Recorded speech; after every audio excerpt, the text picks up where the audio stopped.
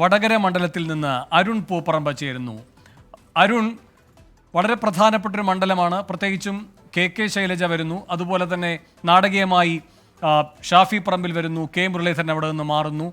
ഇപ്പോൾ എന്താണ് ആ മണ്ഡലത്തിൽ നിന്ന് കിട്ടുന്ന പോരാട്ടത്തിൻ്റെ ഒരു ചിത്രം?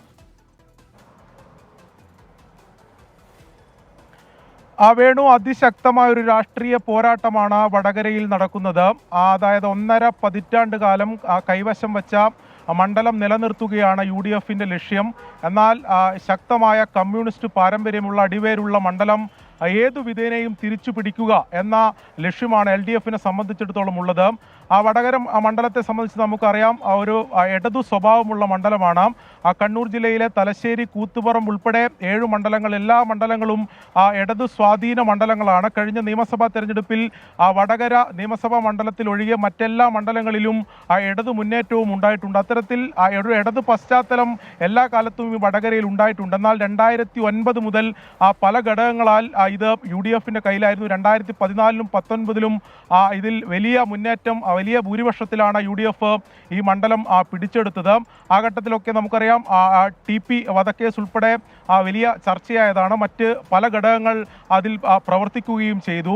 എന്തായാലും ഈ മണ്ഡലം തിരിച്ചു പിടിക്കുക എന്നുള്ളത് LDFനെ സംബന്ധിച്ച് വലിയ അഭിമാന പോരാട്ടമാണ്. അതുകൊണ്ട് തന്നെയാണ് അവരുടെ ഏറ്റവും ശക്തയായിട്ടുള്ള സ്ഥാനാർത്ഥി അവർ കെ ശൈലജയെ തന്നെ അവർ ഈ മണ്ഡലത്തിൽ ഈ സ്ഥാനാർത്ഥിയായി രംഗത്തിറക്കുകയും ചെയ്തത്. നമുക്കറിയാം, കെ ശൈലജയെ സംബന്ധിച്ചിടത്തോളം മണ്ഡലത്തിലാകെയുള്ള ഇടത് വോട്ടുകൾക്കപ്പുറത്തേക്ക് വ്യക്തി സ്വാധീനം കൊണ്ടുള്ള വോട്ടുകൾ കൂടി LDFിലേക്ക് വരും എന്ന പ്രതീക്ഷ, അങ്ങനെ ഒരു വിലയിരുത്തൽ LDFനെ സംബന്ധിച്ചിടത്തോളം ഉണ്ട്. കെ ശൈലജ ആരോഗ്യമന്ത്രിയായിരിക്കുന്ന കാലഘട്ടത്തെ പ്രതിച്ഛായ അത് ഈ ശൈലജയെ സംബന്ധിച്ചിടത്തോളമുള്ള ഈ വ്യക്തി സ്വാധീനം, അത്തരത്തിലുള്ള വോട്ടുകൾ കൂടി ലഭിക്കുമെന്ന പ്രതീക്ഷ LDFനെ സംബന്ധിച്ചിടത്തോളം ഈ ഘട്ടത്തിലും അവർ പങ്കുവെക്കുകയും ചെയ്യുന്നുണ്ട്. ആ തരത്തിലുള്ള പ്രചാരണങ്ങളാണ് എല്ലാ പ്രചാരണ പരിപാടികളിലും.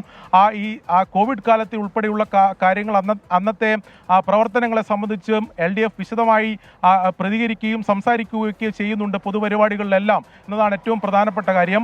UDFനെ സംബന്ധിച്ച് നമുക്കറിയാം, വേണു സൂചിപ്പിച്ചതുപോലെ തന്നെ ആദ്യം കെ മുരളീധരനായിരിക്കും ഇവിടുത്തെ UDF സ്ഥാനാർത്ഥി എന്നതായിരുന്നു ആദ്യഘട്ടത്തിൽ ഉറപ്പിച്ചിരുന്നത്. ആ രീതിയിലുള്ള പ്രചാരണം ആദ്യഘട്ടത്തിൽ വടകരയിൽ ആരംഭിക്കുകയും ചെയ്തിരുന്നു. എന്നാൽ പെട്ടെന്നുണ്ടായ രാഷ്ട്രീയ സാഹചര്യം ഉണ്ടായ സാഹചര്യത്തിൽ കെ മുരളീധരൻ തൃശ്ശൂരേക്ക് മാറുകയും മറ്റാര് വരും എന്ന ചോദ്യം ആദ്യഘട്ടത്തിൽ ഉയർന്നുവെന്നെങ്കിലും പിന്നീട് ഷാഫി പറമ്പിൽ പാലക്കാട് നിന്ന് വടകരയിലേക്ക് എത്തുകയും ചെയ്തു. കെ മുരളീധരന് പകരക്കാരനാകുമോ? കെ മുരളീധരനെ സംബന്ധിച്ച് വടകരയിൽ കഴിഞ്ഞ 5 വർഷം വടകരയിൽ തന്നെ നിന്ന് എല്ലാ കാര്യങ്ങളും ഇടപെട്ട് അത്തരം ഒരു ശക്തനായ സ്ഥാനാർത്ഥിയാണെന്ന പൊതുവിലയിരുത്തൽ ഉണ്ടായിരുന്നു. കെ മുരളീധരന് പകരക്കാരനാകുമോ ഷാഫി പറമ്പിൽ എന്ന ചോദ്യമാണ് ആദ്യഘട്ടത്തിൽ ഉയർന്നു വന്നത്. ആദ്യഘട്ടത്തിൽ ഈ മുസ്ലിം ലീഗ് നേതൃത്വം ഉൾപ്പെടെ ചില അതൃപ്തിയും പ്രകടിപ്പിക്കുകയും ചെയ്തിരുന്നു. എന്നാൽ ഷാഫി പറമ്പിൽ വടകരയിലേക്ക് എത്തിയതോടെ കാര്യങ്ങൾ പിന്നീട് മാറി മറിയുന്ന സാഹചര്യമാണ് ഉണ്ടായത്. വലിയ പ്രചാരണത്തിൽ ആദ്യഘട്ടത്തിൽ വലിയ മുന്നേറ്റം ഷാഫി പറമ്പിൽ ഉണ്ടാക്കാൻ സാധിച്ചു. അത് ഈ യൂത്ത് കോൺഗ്രസ് ഉൾപ്പെടെയുള്ള സംഘടന, അവർ സംസ്ഥാന തലത്തിൽ നേതാക്കൾ ഉൾപ്പെടെ വടകരയിൽ ക്യാമ്പ് ചെയ്തുകൊണ്ടുള്ള പ്രവർത്തനങ്ങളാണ് അവർ ഏകോപിപ്പിക്കുന്നത്. എല്ലാ പരിപാടികളിലും, അതായത് പൊതുപരിപാടികളിലെല്ലാം വലിയ ജനങ്ങളുടെ പങ്കാളിത്തം ഉറപ്പാക്കാൻ UDFനെ സംബന്ധിച്ച് കോൺഗ്രസിന് മാത്രമല്ല ലീഗിൻ്റെ നേതൃത്വം, ലീഗിൻ്റെ സംഘടനാ സംവിധാനം, അതോടൊപ്പം തന്നെ RMPയുടെ സംഘടനാ സംവിധാനം എല്ലാം ഉപയോഗിച്ചുകൊണ്ട് മണ്ഡലത്തിലാകെ ഒരു പ്രചണ്ഡമായ പ്രചാരണം നടത്താൻ UDFനെ സംബന്ധിച്ച് സാധിച്ചു എന്നതാണ് എടുത്തു പറയേണ്ട കാര്യം. യുവജനങ്ങളുടെ പുതിയ വോട്ടുകൾ ഉൾപ്പെടെ ഷാഫി പറമ്പിലിന് നേടാൻ സാധിക്കുമെന്ന പ്രതീക്ഷ ഈ ഘട്ടത്തിൽ UDF പങ്കുവെക്കുന്നുമുണ്ട്.